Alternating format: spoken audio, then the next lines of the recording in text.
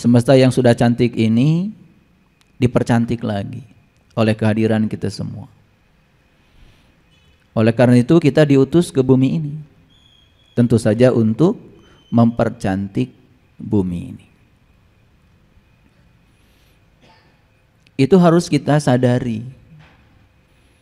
Kita diutus ke dunia tentu saja untuk mengurusi dunia.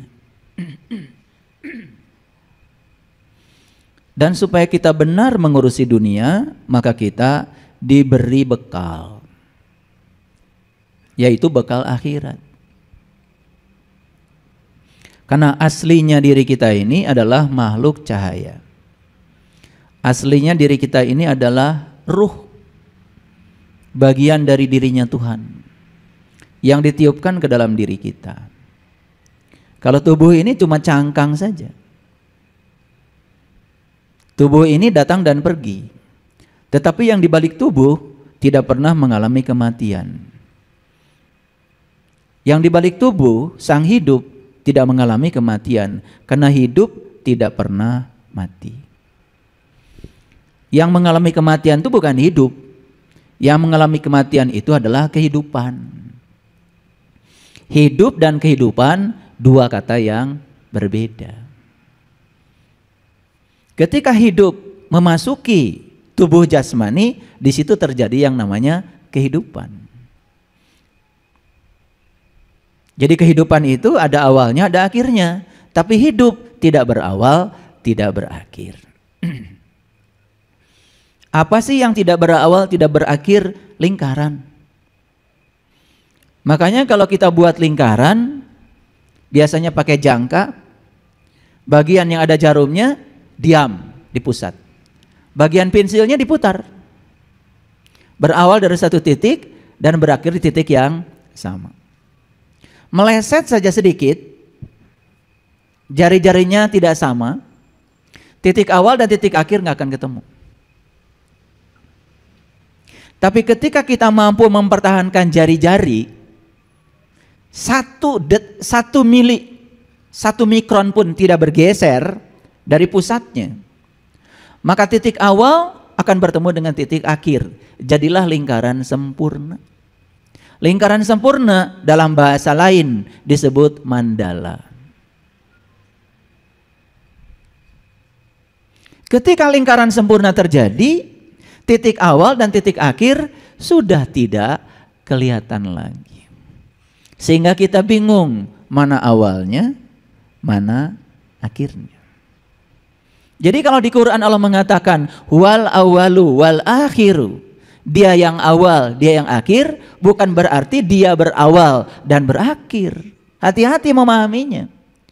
Justru ketika awal dan akhir bertemu secara sempurna, maka hasilnya menjadi tidak berawal dan tidak berakhir.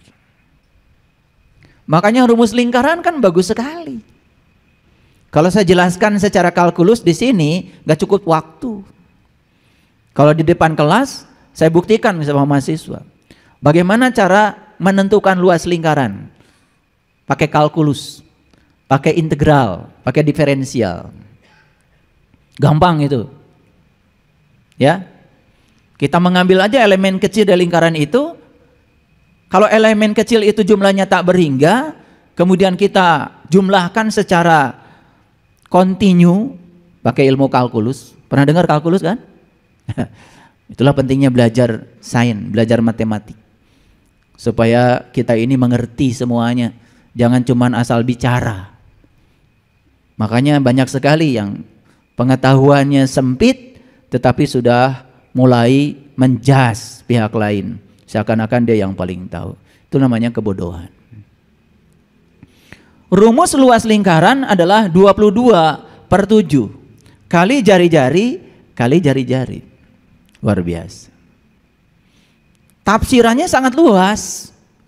Dua-dua ini kalau dikaitkan dengan Quran itu surat yang ke-22. Surat apa? Surat Al-Hajj. Haji itu bercerita tentang perjalanan spiritual menuju rumah Tuhan, pergi ke Baitullah. Untuk apa kita pergi ke Baitullah? Bait itu rumah Allah, ya Allah. Baitullah artinya rumah Allah. Masa iya pergi ke rumah Allah tidak punya tujuan? Pergi ke rumah Allah tentu saja tujuannya cuma satu, ingin bertemu yang punya rumah. Setuju? Kalian berkunjung ke rumah saya, masa cuma ingin berkunjung ke rumahnya? Apa tidak mau ketemu gitu dengan yang punya rumah? Dan yang punya rumah jelas tidak akan menerima tamu di halaman, pasti menerima tamunya di dalam rumah. Dan kalau kalian berkunjung ke rumah saya, masuk ke rumah saya, insya Allah air putih mah pasti dapat.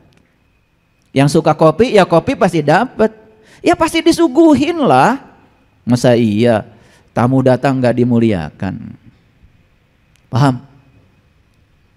Tapi banyak orang yang puas pergi ke rumah Allah cuman keliling di luar saja, tapi ngakunya duyufullah, ngakunya tamu Allah, padahal baru keluyuran di luarnya saja, masuk saja belum. Tapi setelah itu merasa diri paling segalanya karena sudah punya gelar. Yang laki-laki punya gelar haji, yang perempuan punya gelar hajah.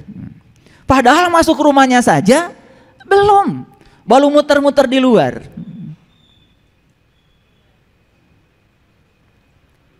Bagus nggak itu? Ya bagus. Cuman kan lebih bagus lagi kalau kita bisa masuk. Tapi masuk ke rumah Allah yang buatan manusia, ya nggak dapat apa-apa. Dalamnya cuma kegelapan saja, itu buatan manusia. Tetapi kalau kita mau memasuki Baitullah yang asli buatan Allah, maka Allah jamin, wa man dakhalahu kana aminan. Siapa yang bisa memasuki rumah itu aman. Itu diabadikan kata-kata itu dalam Quran surat Ali Imran. Inna awwala baitin wudi'a linnas lalladzi bibakata mubarakah. Fihi ayatum bayyinah maqamu Ibrahim wa man dakhalahu kana aminan walillahi ala nas hijjul bait man istata'a ilaihi sabila. Jadi berkunjung ke rumah Tuhan yang buatan Tuhan itu hukumnya mutlak, wajib kalau ingin selamat. Dan itu kewajiban bagi setiap nas. Makanya perintah haji itu untuk seluruh manusia sebetulnya. Walillahi ala nas hijjul bait. Tapi yang syariat, yang punya uang pun belum tentu bisa pergi karena kuotanya terbatas. Apalagi yang berbeda keyakinan, jelas tidak mungkin keluar visanya. Jadi yang syariat banyak sekali batasan-batasannya, tapi yang hakikat tidak ada batas.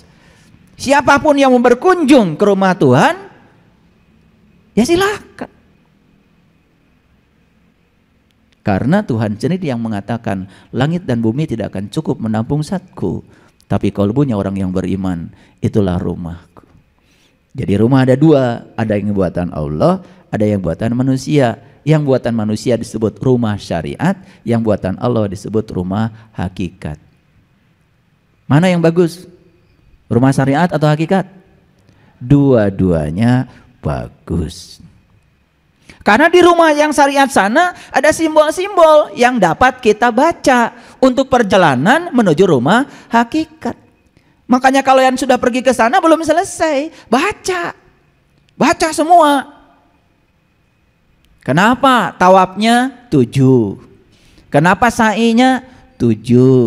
Kenapa melempar batunya 7? Kan gitu, dibaca semua. Kok 7 bukan 8? Baca. Kenapa bentuknya lingkaran tadi? Baca. Karena tadi rumus lingkaran 22/7 kali jari-jari kali jari-jari. Dua-dua itu tafsirannya banyak. Dua-dua juga bisa jadi 4. 4 itu adalah ilmu yang paling lengkap. Disebutnya saraba 4. Ilmu ada 4, syariat, thariqat, hakikat, ma'rifat 4. Sahabat Rasul yang utama ada 4. Abu Bakar, Umar, Utsman, Ali, 4. Yang harus kita kenal dari Allah ada 4. Asmanya, sifatnya, af'alnya, wajibul wujudnya. Unsur pembangun manusia ada 4. Tanah, air, api, udara.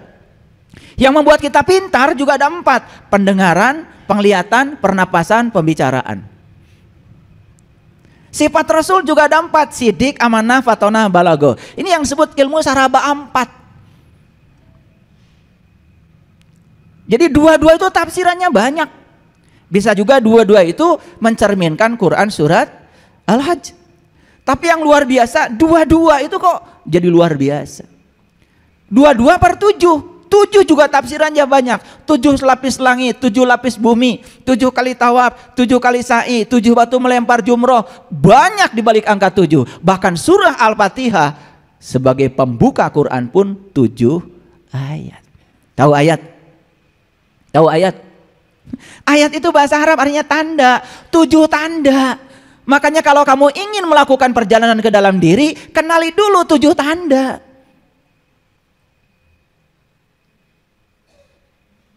Luar biasa ya. 22 per 7 kali jari-jari kali jari-jari. Di mana jari-jari adanya? Di sini. Di mana jari-jari adanya? Di sini. Bisa nggak membayangkan hidup tanpa jari-jari? Bisa? Bisa nggak membayangkan hidup tanpa jari-jari? Ngetik nggak ada jari, nggak jadi. Kalau nggak ada jari, buku nggak jadi. Ngiris bawang pun di dapur nggak bisa, karena kalian nggak bisa pegang pisau kalau nggak ada jari-jari. Luar biasa itu. Jadi jari-jari ini adalah tangan Tuhan yang diberikan kepada kita, dititipkan kepada kita untuk menjadi kepanjangan tangannya, menyampaikan cinta kasihnya. Seorang ibu menjadi juru selamat bagi anaknya dengan jari-jarinya. Betul nggak? Iya. Buka baju pakai jari, buka kancing pakai jari. Coba. Pernah nggak membayangkan hidup tanpa jari-jari? Tapi jari-jari ini bukan sekedar itu, ada rahasia yang lebih dalam dari itu. Pernah nggak bertanya, kenapa kok jari-jari saya tidak sama panjang ya? Kenapa jaraknya juga tidak sama? Pernah nggak? Lah kan nggak pernah nanya, tidak ada jawaban. Karena yang akan menemukan jawaban hanya mereka yang mengalirkan pertanyaan. Pernah lihat lafaz Allah? Alif, lam, lam, ha. Biasanya ha-nya itu terbuka begitu. Sama nggak dengan ini? Sama nggak dengan ini? Ini alif, ini lam, ini ha. Luar biasa. Maka Allah bilang di Quran, yadullah fawqa aydihim. Yadullah, tangan Allah sudah ada pada dirimu. Kalian memberi pakai tangan bukan? Kalian makan pakai tangan bukan? Subhanallah. Tidakkah cukup bahwa sebetulnya semua itu karena cinta kasihnya yang luar biasa. Tuh, kalau sudah tahu rahasia 22, rahasia 7, rahasia jari-jari, ketemu tuh mandalanya. Begitu ketemu mandalanya, akan ketemu satu kesadaran, oh ternyata diri saya ini tidak pernah mati, diri sejadi saya abadi, seabadi ilahi, tidak berawal, tidak berakhir. Ini baru belajar matematika lingkaran saja, udah keren. Dan semua yang bentuknya lingkaran, dinamis. Ban bentuknya lingkaran. Karena bentuknya lingkaran, dia bisa mengantarkan kita kemanapun kita mau. Bayangkan kalau ban bentuknya kotak. Makanya kotak selalu lambang statika. Kotak itu selalu lambang kemunduran.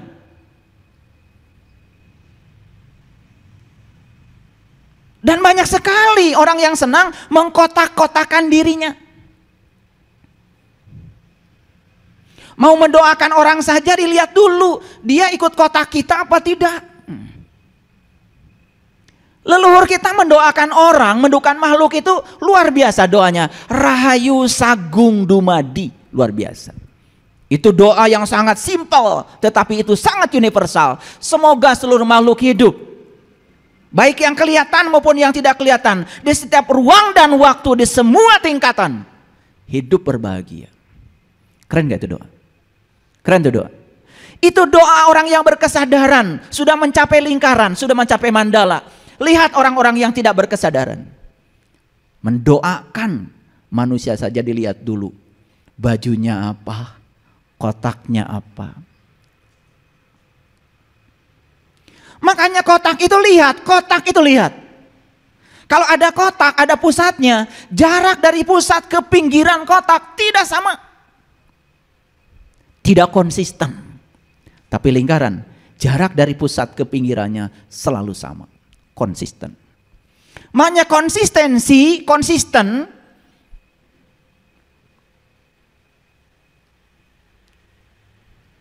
itu menjadi bahasa integritas. Tetapi dalam bahasa Quran disebutnya istiqomah. Dan istiqomah bukan konsistensi. Karena konsistensi itu justru juga tidak dinamis. Istiqomah itu bukan konsisten. Istiqomah itu istiqomah dari mustaqim. Mustaqim itu berarti selalu bangkit, selalu inovatif, selalu kreatif, dinamis. Maka orang-orang yang dinamis, pemikirannya dinamis, maka jiwanya juga dinamis, hidupnya penuh warna-warni, pengalaman hidupnya kaya. Beda dengan orang yang meletakkan dirinya dalam sebuah kotak rigid.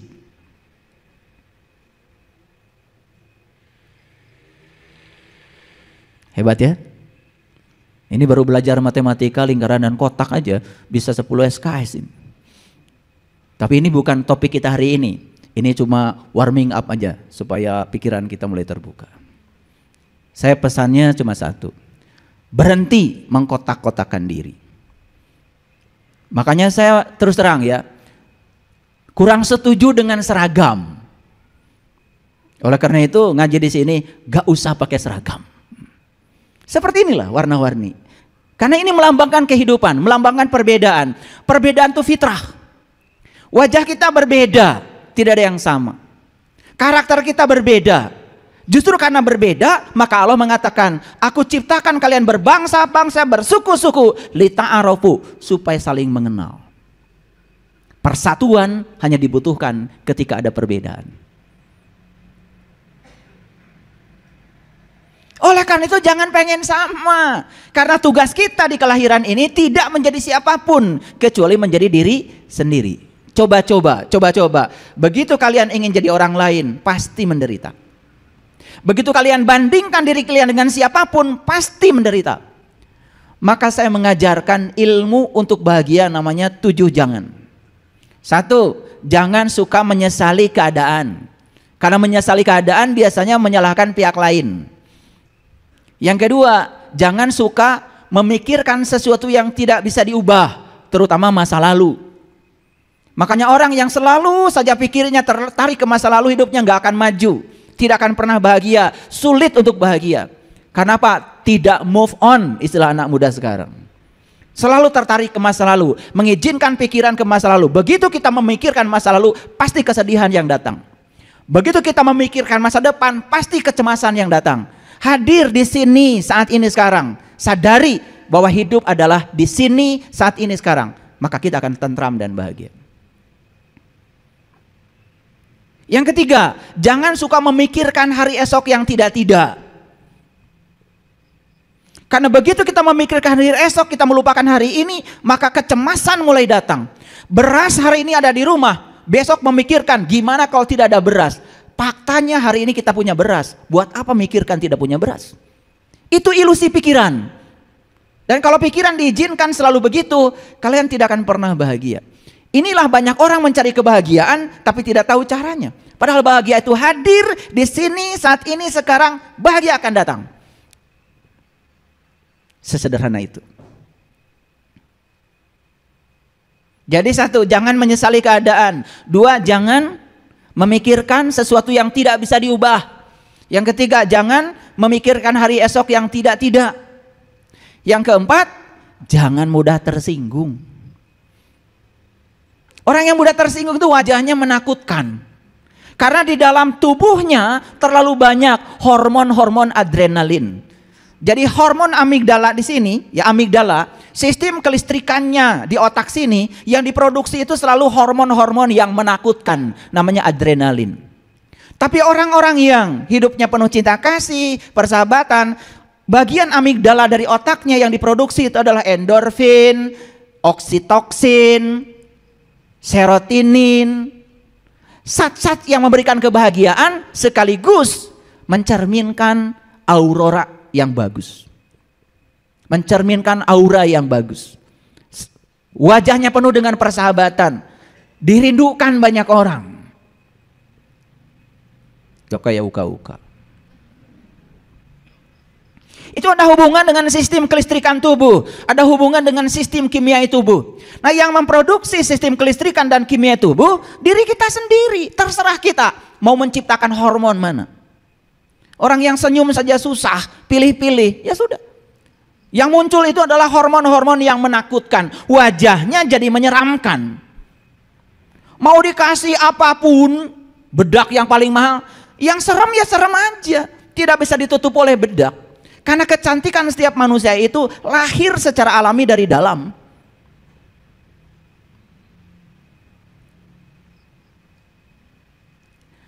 Yang kelima, jangan iri hati. Maka di Quran dikatakan wa min syarri hasidin idza hasad. Hasad itu adalah penyakit, biangnya segala penyakit ruh. Biangnya segala penyakit jiwa. Makanya orang yang hasad tidak akan pernah jadi manusia. Lihat, Quran surat Al-Falaq itu adalah sarana untuk menjadi Quran surat An-Nas. Kalau kita masih punya hasad di sini, kita tidak akan bisa mencapai kul a'udzu birabbin nas, nggak akan masuk ke dalam dimensi manusia. Masih banyak.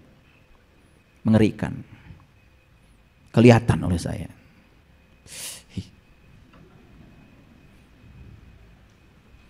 Gelap. Selalu berburuk sangka, selalu berpersepsi salah. Orang yang gelap selalu persepsinya salah. Tambang saja dianggap ular. Begitu masuk ruangan gelap, dia lari terbirit-birit dan jatuh. Yang membuat dia jatuh bukan ular. Apa? Persepsi dia tentang ular. Karena dia melihat tambang dalam kegelapan, dia pikir itu ular. Dia teriak, ular, ular, ular. Begitu dinyalakan lampu, dia baru sadar kalau itu tambang. Dalam kegelapan selalu salah persepsi. Oleh karena itu saya kasih pengumuman nih, pengumuman dari saya. Sepanjang pikiran kita belum disinari cahaya ilahi, belum menemukan matahari ruhani dari dalam, sepanjang itu pikiran kita gelap gulita. Hasilnya selalu salah persepsi dan salah proyeksi. Itu sumber penderitaan kita. Itu yang kelima. Yang keenam, apa? Jangan hidup dengan pembanding.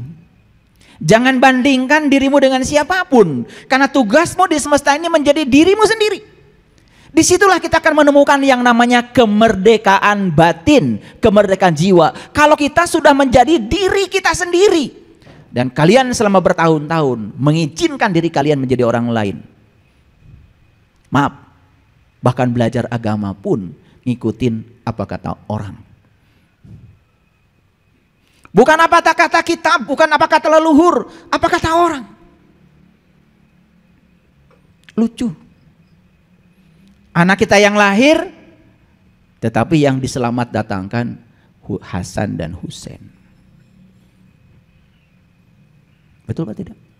Marhaban jadal Husaini. Loh, yang datang anak kita. Kata anak kita, kok yang diselamat datangkan yang lain? Makanya anak kita culang cileng. Sudah ngeluaran duit banyak, tetapi yang dimahrabain malah orang lain. Saya bukan anti itu, tapi kan Hasan dan Husain itu cucunya Rasul. Di zaman itu marhabannya Jadal Husaini. Di zaman itu cing ayo nama tuh diganti. Karena udah datang teh Santi, Yani, Tita, Tuti, Ahmad, Asep, Agus. Karunya eta budak geus dibarengaran Agus, tapi yang dimarah bahkan Husen lagi. Karena orang begitu ngikutin aja apa kata orang. Jadi jangan salahkan anak kita tidak bahagia, karena anak kita nggak pernah dibahagiakan kok. Betul apa tidak? Ini saya ngomong fakta, ini bukan fitnah, fakta. Tapi karena begitu, ngikuti aja gitu. Kan namanya anak salsabila. Kenapa tidak selamat datang salsabila? Kamu adalah tamu agung titipan semesta. Saya sebagai ayah dan ibunya siap mengantarkan kamu menjadi diri kamu sendiri. Silahkan kamu mau sekolah di mana, mau mengembangkan bakat apa, jodohnya siapa, saya tidak akan intervensi. Karena kamu datang ke semesta sudah bawa data sendiri. Kamu datang ke semesta untuk mengurai data kamu sendiri.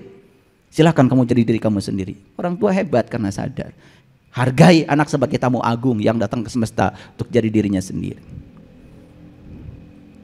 Maaf. Bahkan anak dalam keadaan tidak tahu apa-apa. Dikasih baju ini, kasih baju itu. Bahkan anak dalam keadaan tidak tahu apa-apa. Baju pun sudah tidak boleh memilih lagi. Keyakinan pun sudah tidak boleh memilih lagi. Bahkan anak dalam keadaan tidak tahu apa-apa, tidak pernah ditanya mau apa, disuruh mengaku apa oleh ayah dan ibunya. Dan kita bangga ketika anak kita menjadi diri kita. Padahal Allah merencanakan anak kita untuk menjadi apa yang direncanakan Allah, bukan yang direncanakan ayah ibunya. Sadar gak kita? Pernah nanya gak sama Allah, ya Allah, terima kasih Engkau telah titipkan anak ini kepadaku. Kehormatan yang luar biasa. Izinkan aku memahami apa rencanamu dengan anakku ini. Pernah nanya begitu? Anak gak mau jadi dokter karena ayah ibunya dokter, harus jadi dokter. Ayah ibunya jago matematika, anaknya harus jago matematika. Terus dibentuk mereka menjadi ayah ibunya. Padahal Allah punya rencana yang lebih hebat dari sekedar itu. Dan kita melupakannya. Itulah kegelapan pikiran yang telah menjadi tradisi kita. Dan kalau anak sesuai dengan keinginan kita, kita menganggap kita sudah sukses mendidik anak. Saya hari ini ya punya banyak data. Di kesehatan holistik, yang cancer ini, cancer itu, penyakit ini, penyakit itu. Luar biasa begitu banyak. Siapa mereka? Stres. Kenapa? Mereka tidak menjadi diri mereka. Mereka melakukan pekerjaan sebagaimana yang orang tua mau. Padahal anak tidak senang. Begitu anak kita melakukan yang dia tidak suka, setiap hari yang dia kerjakan adalah beban. Timbul depresi ringan, selanjutnya depresi berat, ujungnya tubuh dia menjadi simptom. Segala penyakit datang. Di usia muda, tubuhnya sudah tidak bisa jadi kendaraan lagi. Ini saya bicara sains ya, bicara data supaya kita mengerti. Ya. Oleh karena itu, kajian kita hari ini agak berbeda dari biasanya.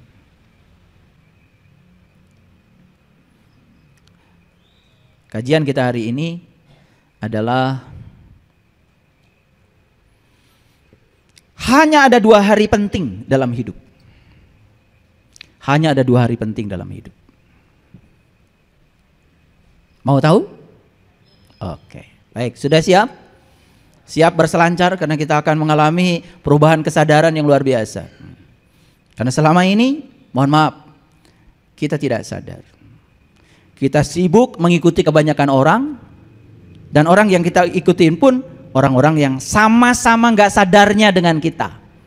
Menghabiskan seluruh waktu dari pagi sampai sore hanya sibuk dalam keadaan tidak sadar. Oleh karena itu, kalau sudah siap memasuki kesadaran baru, mari kita buka kajian kita hari ini. Dan kita bersyukur hari ini kita bisa berkumpul di sini karena seizin Allah. Oleh karena itu mari kita puji Dia bersama-sama membaca hamdalah. Alhamdulillahirabbil alamin. Kita mohon ridho dan berkahnya.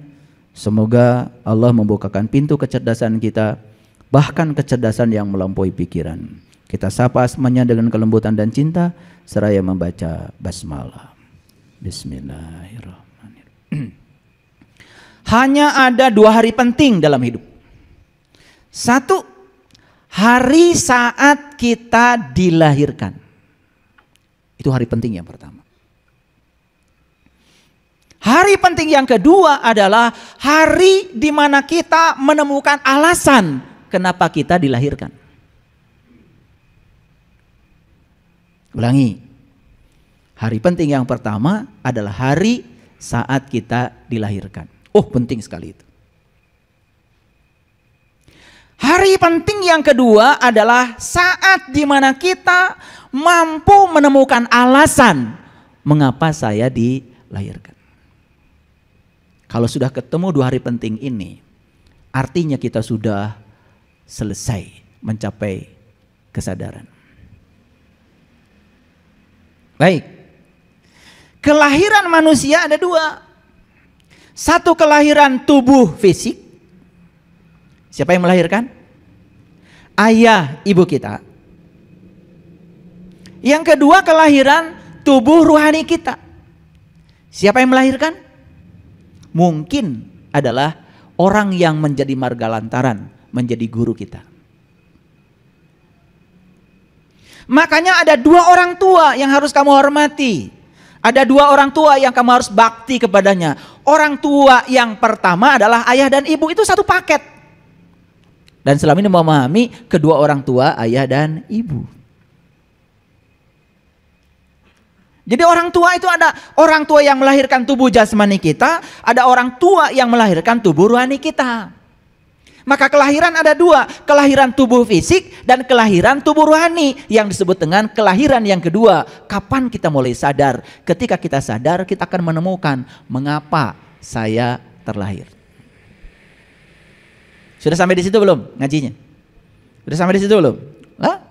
Kalau belum menemukan yang kedua, belum menemukan alasan kenapa saya lahir ke semesta ini, maaf, sekali lagi maaf, hidup kita penuh dengan penderitaan.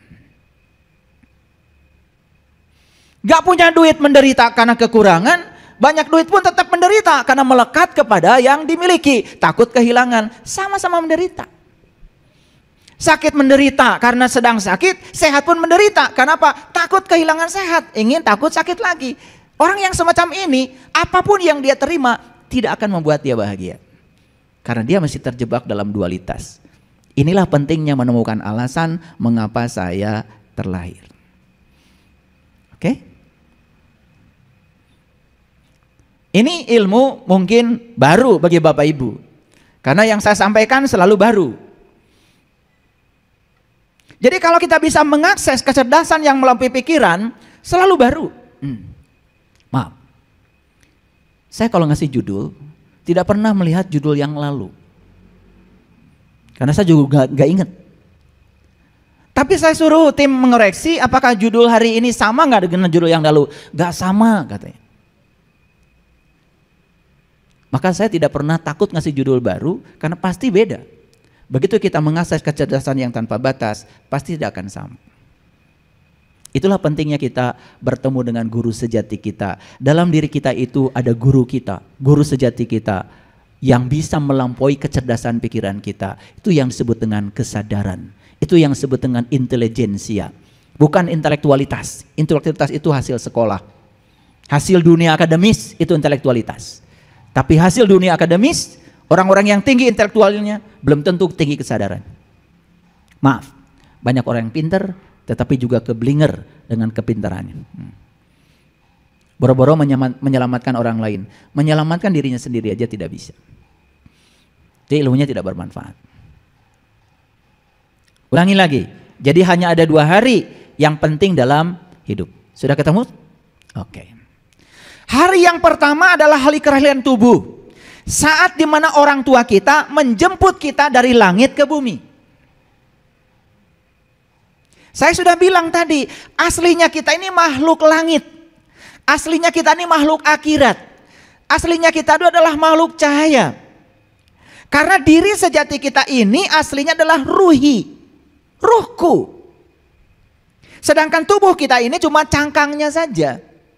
Dan cangkang ini nggak ada artinya kalau tidak ada yang memberikan daya kepada cangkang ini. Yang memberikan daya kepada cangkang ini adalah ruhku. Nah, saya sebut saja makhluk langit, karena langit itu berhubungan dengan ketinggian. Jadi sebenarnya kita itu berasal dari alam tinggi. Karena kita ini aslinya makhluk cahaya, harusnya semua kita datang ke semesta ini membantu mencahayakan semesta yang gelap ini. Bukan menambah beban baru bagi semesta, malah kita menggelapkan semesta. Wajah-wajah tersinggungan, baperan, salah persepsi, salah proyeksi. Orang lain salah dihukum. Ingat ya, hukuman itu kegelapan. Hukuman itu kegelapan. Harusnya kalau orang yang gelap jangan dihukum. Sudah gelap dikasih hukuman, tambah gelap. Harusnya orang yang gelap itu dikasih cinta, dikasih cahaya. Hadirkan lilin kecil kepada dia supaya dia sadar, bukan dihukum. Yang lucu sekarang dunia pendidikan pun, dunia pesantren pun isinya hukuman semua. Padahal orang dipesantrenkan, disekolahkanlah kita itu karena kita sadar anak-anak kita tuh gelap, dia perlu cahaya. Maka dititipkan oleh kita pada guru. Tahu guru artinya apa? Gu itu artinya gelap, ru itu artinya cahaya. Jadi guru itu orang yang bisa mentransformasikan orang-orang yang gelap menuju cahaya. Ya gimana bisa mencahayakan orang kalau gurunya sendiri masih gelap? Maka yang terjadi apa? Gampang marah, tersinggungan, siswa tidak nurut, disebut siswa nakal. Maka sistem pendidikan kita sekarang ini aneh. Kalau ada siswa nakal dikeluarkan dari sekolah, diskor. Sekolah macam apa? Pendidikan macam apa yang semacam itu? Justru kalau dia melakukan kesalahan, ubah kesalahannya jadi benar. Kalau sekolah hanya mentes siswa-siswa pinter, buat apa ada pendidikan? Sekolah yang bagus itu adalah sekolah yang membuat orang-orang biasa menjadi luar biasa. Bukan orang luar biasa menjadi biasa. Bahkan banyak orang-orang yang tadinya sadar disekolahkan menjadi tidak sadar karena diajarkan oleh guru yang tidak sadar. Saya berulang kali sering mengatakan, mohon maaf ya, saya ini asesor. Saya tanya guru-guru IPA, air mendidih pada suhu berapa derajat? Semua jawabannya 100 derajat. Saya tanya, Anda pernah mengukur? Belum pernah. Gampang, ambil termometer, ukur ketika air mendidih. Di Bandung air sudah mendidih walaupun suhunya baru 85 derajat Celcius. Kenapa? Tekanan udara di Bandung kurang dari 1 atmosfer, hanya 69 cm Hg.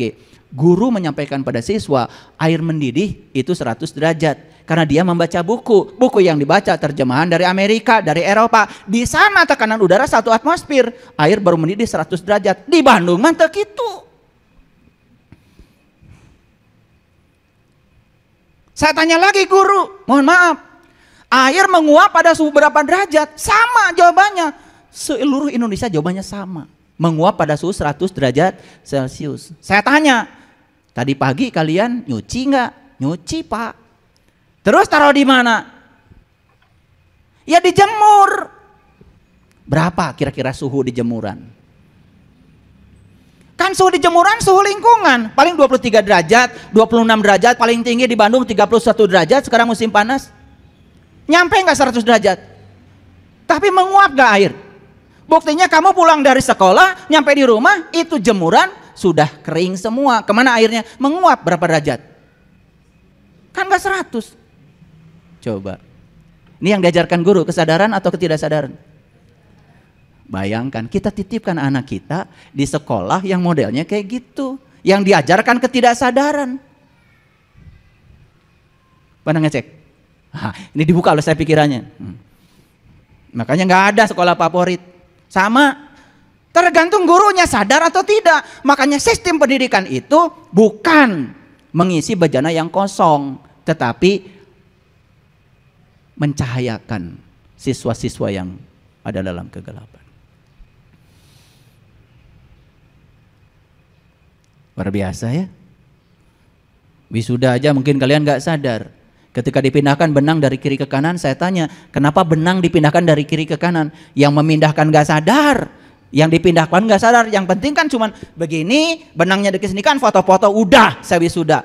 Ketika ditanya, kenapa benang dipindahkan dari kiri ke kanan? Tahu? Yang pada wisuda dulu. Nggak ngerti. Padahal itu sebenarnya simbolisasinya sangat dalam. Kalian kalau mengelilingi Ka'bah, ke kiri apa ke kanan? Ke kiri. Bumi mengelilingi matahari, ke kiri apa ke kanan? Ke kiri. Galaksi Bima Sakti mengelilingi pusatnya, ke kiri apa ke kanan? Ke kiri. Semua yang bersifat materi itu bergeraknya ke kiri. Elektron mengelilingi atom itu juga ke kiri. Jadi kiri itu lambang dari materi. Kiri itu lambang dari kesadaran materi, sedangkan kanan lambang dari kesadaran rohani. Harusnya dipindahkan dari kiri ke kanan tuh semoga habis wisuda jadi sadar. Beruntung nih dapat penjelasan wisuda. Jadi ketika sekolah tidak sadar, kuliah tidak sadar, udah gitu wisuda pun tidak sadar. Karena nggak pernah ditanya. Kenapa dipindahkan dari kiri ke kanan? Maka di Quran kan ada kata-kata fa ashabul maimanati ma ashabul maimana wa ashabul mas'amati ma ashabul mas'amah. Dan golongan kiri, alangkah ruginya golongan kiri, dan golongan kanan, alangkah beruntungnya golongan kanan. Keren banget. Harusnya habis wisuda jadi golongan kanan. Gitu apa tidak? Enggak. Semua waktu berlalu begitu saja. Dari upacara ke upacara tidak ada kesadaran baru. Kenapa? Gak mau mikir. Yuk, kita dijemput dari langit ke bumi. Oleh siapa? Oleh orang tua kita. Terus? Mau di bumi terus? Ya enggak dong, harus mudik. Harus pulang dong ke tempat asal kita. Ketika pulang ke tempat asal, itu namanya taubat. Ini sudah salah kaprah, karena taubat itu katanya minta ampun.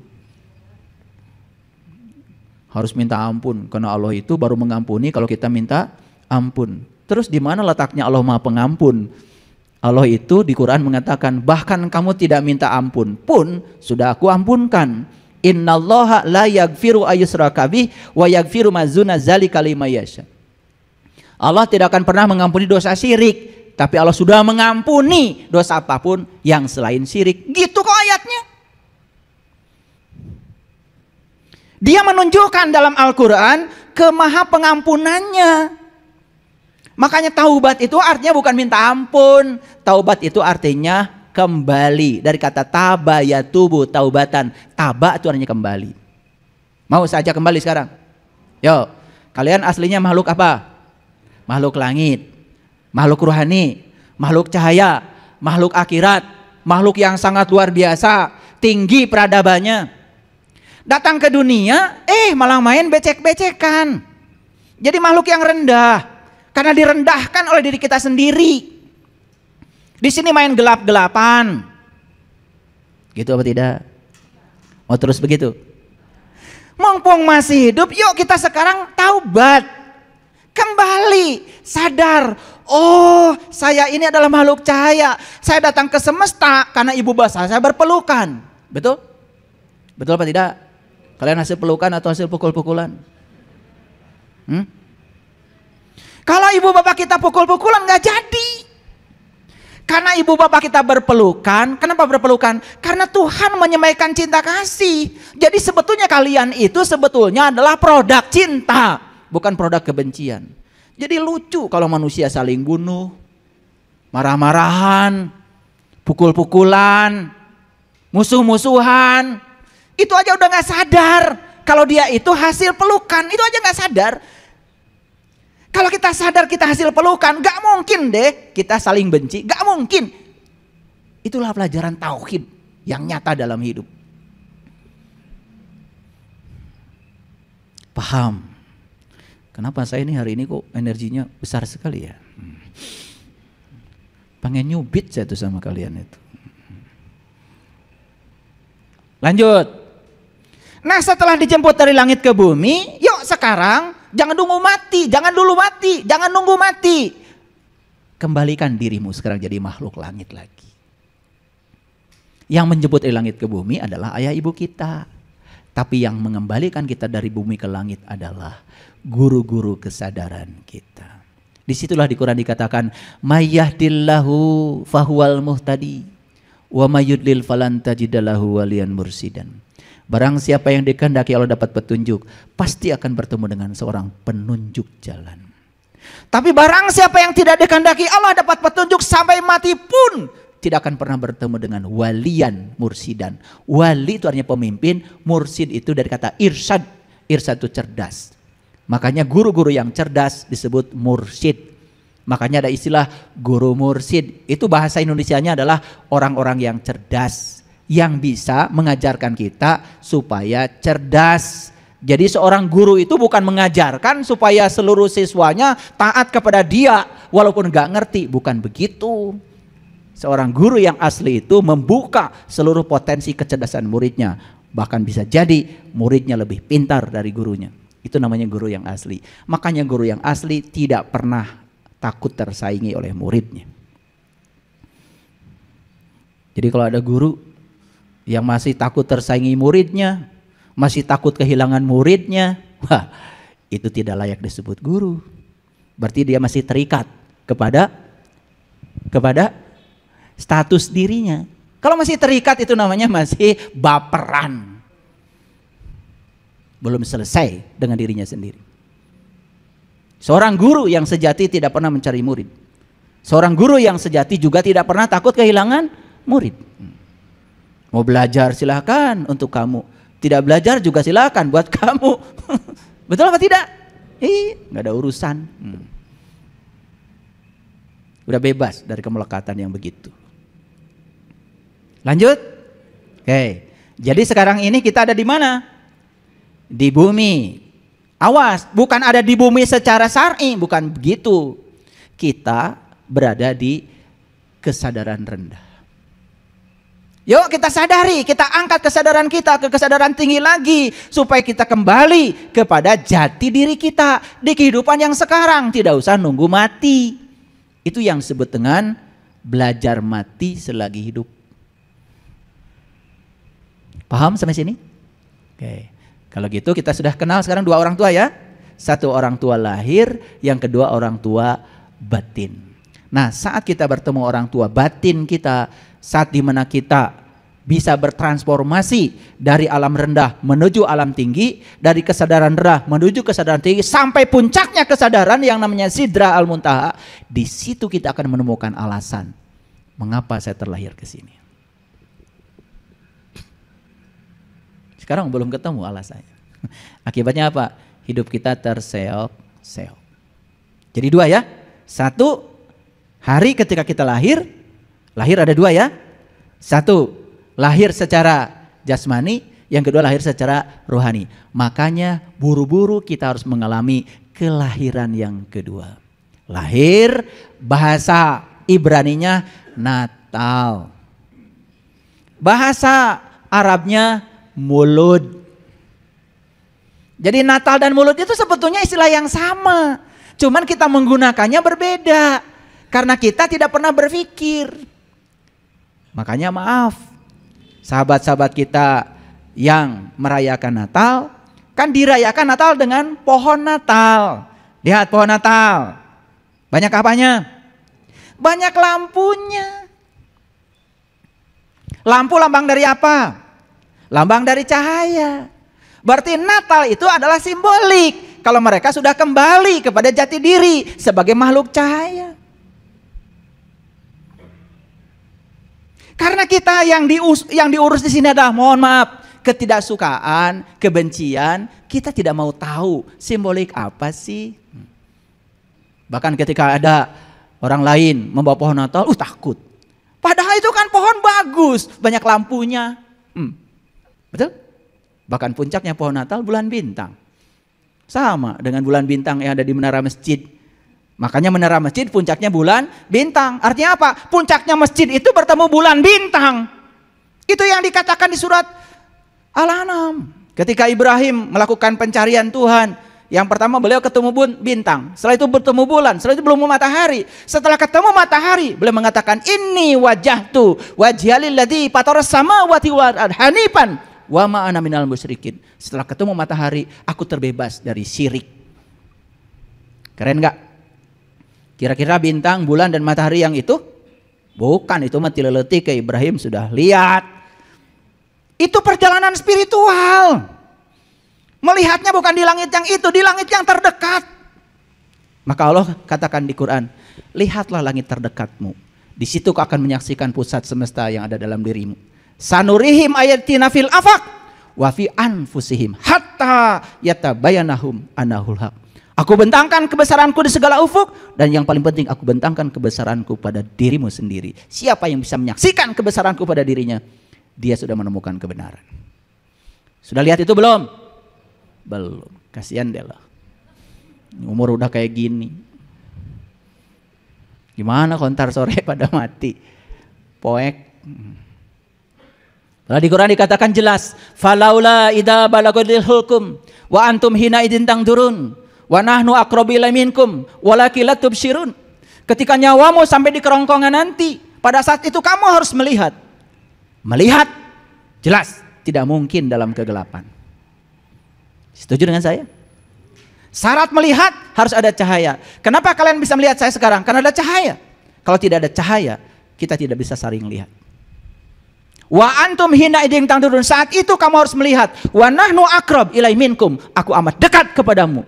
Walakin la tubsirun, tapi kebanyakan manusia tidak melihat. Poek.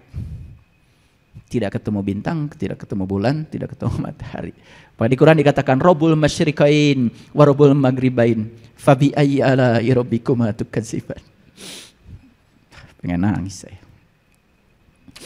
Jadi matahari ada dua, ada matahari jasmani, ada matahari rohani. Temukan dua-duanya supaya proses fotosintesa kita itu bukan hanya jasmani saja, tetapi ruhani kita mengalami proses fotosintesa. Makanya ketika jasmani dengan ruhani sama-sama tumbuhnya, lihat orang yang seperti itu di usia tua, hidupnya penuh dengan kedamaian dan kebahagiaan. Muda susah, pertengahan usia juga susah, tua tambah susah. Dunia sudah meninggalkan kita, betul? Jabatan tidak punya kita lagi, duit kesengajarauhan, betul apa tidak?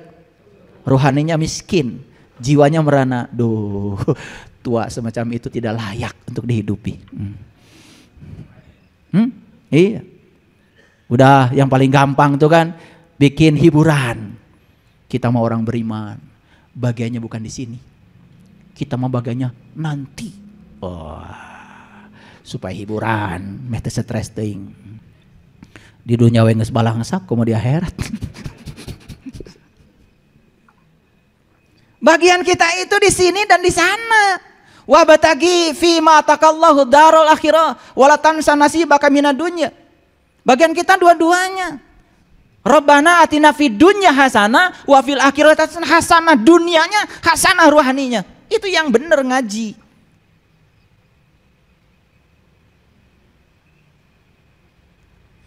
Gak boleh. Udah ngaji spiritual, ongkos aja gak punya. Katanya Tuhannya maha kaya. Terus Tuhan lu kemana? Duit aja lu kagak punya. Betul apa tidak? Ada yang salah itu. Ada yang salah. Ada yang salah. Allah menyediakan rezeki yang sama buat semua orang. Allah menyediakan waktu yang sama 24 jam buat semua orang. Allah menyediakan kecerdasan yang sama buat semua orang. Kalau kamu berbeda dengan yang lain, ada yang salah dengan hidupmu. Bukan soal takdir. Jangan percaya kalau Allah yang ngatur rezeki. Si A 1 miliar, si B 2 miliar, si C 1 triliun, begitu? Mau punya Allah model kayak gitu? Allah maha adil, tidak pernah begitu. Yang membedakan rezekimu adalah karyamu. Yang membedakan rezekimu adalah usahamu, ikhtiarmu, cara berpikirmu. Maka merubah nasib, ubah spiritualmu. Nanti ada bab khusus merubah nasib. Akan cukup waktunya. Merah robah nasib teh, tong kitu wae. Hayo we kieu. Rek iraha tuh maneh kieu. Kieu wae. Terus aja jadi mustahik. Rubah-rubah tiap lebaran teh saya mah. Jadi muzaki atuh sekali-kali. Karena ini pikirannya sudah salah. Menempatkan diri pada tempat yang tidak pantas, tidak dipantaskan oleh dirinya. Allah bilang, aku bergantung sangkaan kamu. Makanya rubah nasib, rubah spiritualmu. Bahkan sekarang dunia holistik pun sudah mengatakan, ingin hidup sehat, rubah jiwamu. Karena tubuh yang sakit 50% akibat kontribusi dari jiwa yang kotor. Maaf, orang ngomong spiritual ini, lempang ripuh digusur. Ada masalah dengan spiritualnya. Karena orang yang kotor jiwanya, pasti tubuhnya juga katempuhan buntut maung. Bahasa Inggris 6. Kalau jiwa kotor, mental juga jadi amburadul. Cara berpikirnya nggak benar. Kalau berpikirnya udah nggak benar, 25% kontribusi terhadap tubuh sakit. Jadi kalau jiwa sudah kotor, pikiran nggak karu-karuan, sudah 75% tubuhnya banyak penyakit. Cara rangkel, sirem ge asup kanu awak.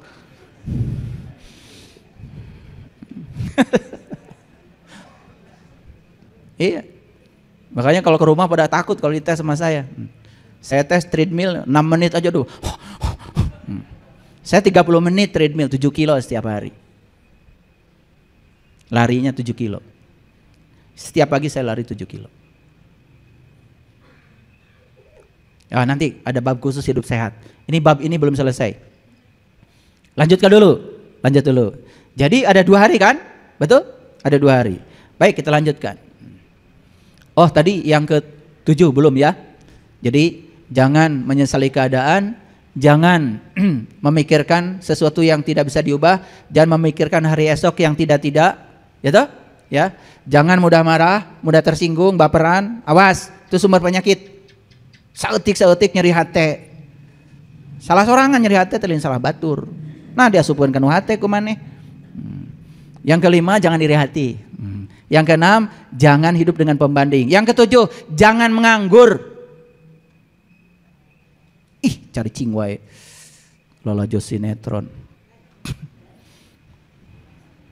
Jangan menganggur. Makanya jangan pensiun. Ya. Jangan pensiun. Udah diniatan, pensiun teh engke marek sarewe terus. Lieur sarewe teh.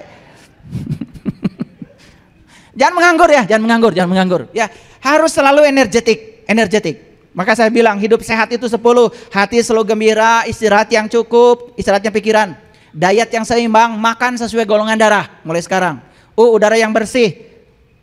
Ya, mulai sekarang hidup sehat, udaranya bersih. Di rumah kalau bisa bikin suasana supaya udaranya bersih, banyakkan tanaman. Pengendalian diri penting. P.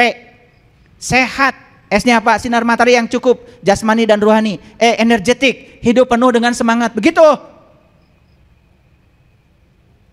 Lulus. Ngaji tunduh. Energetik. H. Hubungan sosial yang bagus. Satu musuh terlalu banyak untuk kehidupan ini. 1000 kawan terlalu sedikit. Banyak silaturahim. Hubungan sosial yang bagus, jangan banyak musuh. A. Air putih yang banyak, sejam sekali minum. T. Tuhan yang utama. Kalau sudah ketemu yang 10 itu keren hidup. Praktek hidup itu bukan teori. Jangan banyak teori. Baik, sekarang saya lanjutkan dulu. Jadi aslinya kita makhluk cahaya. Setuju? Sekarang kembalikan kita kepada jati diri kita sebagai makhluk cahaya. Kapan? Sekarang. Di sini, saat ini sekarang. Karena Allah mengatakan, man kana fi hadihi a'ma wa huwa fil akhirati a'ma wa addalu sabila. Barang siapa yang poek di dunia, poek di akhirat. Cing sanu caang di dunia, caang di akhirat. Caangan di dunia ayeuna, ame caang di akhirat. Ti ayeuna caangan. Paham maksud saya? Itu Quran. Ya?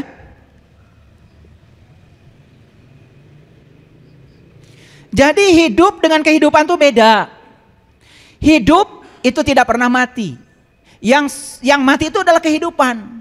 Ketika sang hidup melinggi di sini, ketika sang hidup melinggi di sini tadi ditiupkan ruhku ke sini, maka hukum alamnya karena hidup itu abadi, sedangkan kehidupan tidak abadi, otomatis tubuh fisik ini akan mengalami ketidaksinkronan dengan hidup.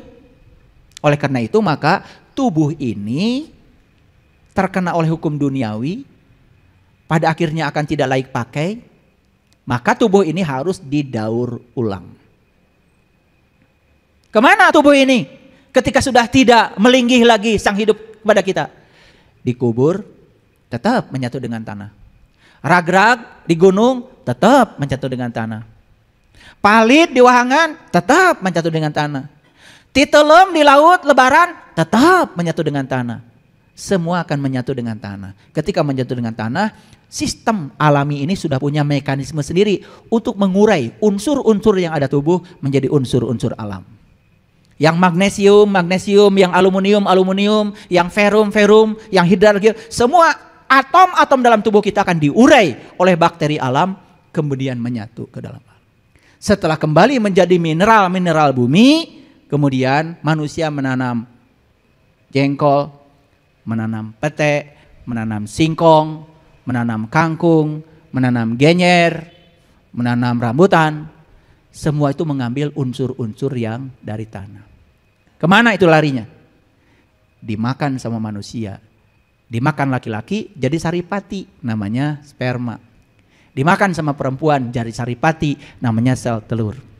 Atas nama cinta berpelukan, jadi lagi pertemuan sel sperma dengan sel telur, jadi jelema deui.